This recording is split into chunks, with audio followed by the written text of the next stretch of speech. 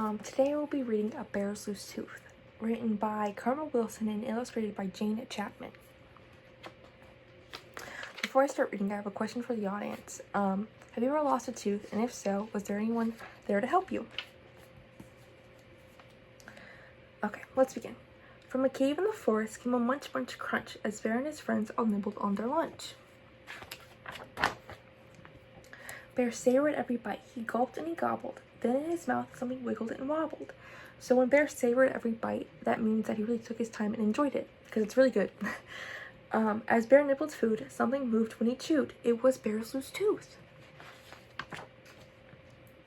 Bear pointed in his mouth, and he said, "Oh dear, my tooth feels funny. It's the one right here."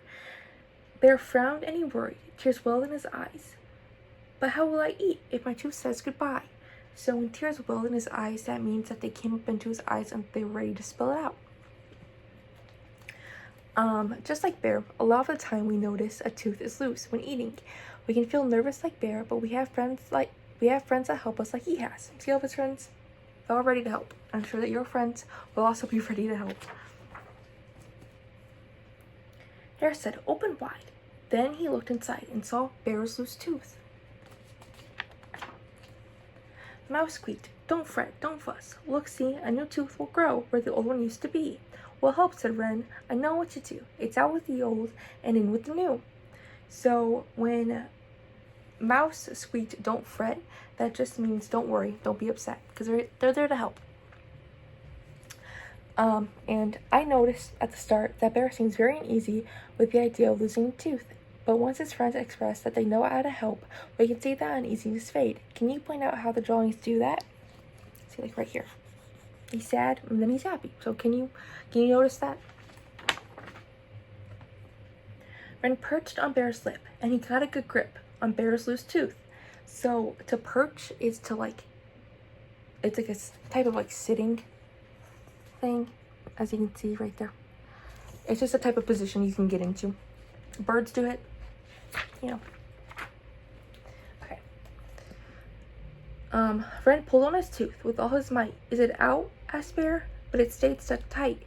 They all took a turn, but the tooth wouldn't budge. Then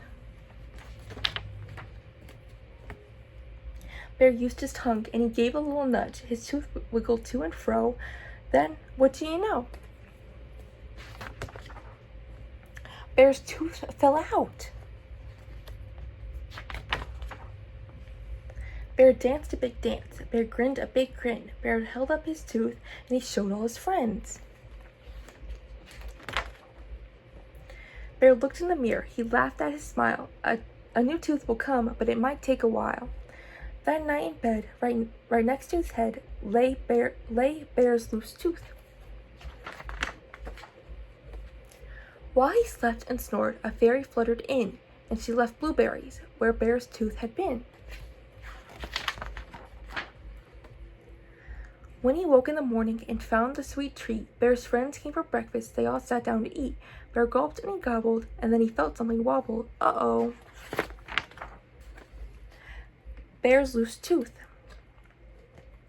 Now that Bear lost his tooth, and now knows what it's like, how do you think he will react the next time he loses a tooth? Will he be worried, anxious, or do you think he'll be calm and collected now that he knows, kind of the ropes of what it's like?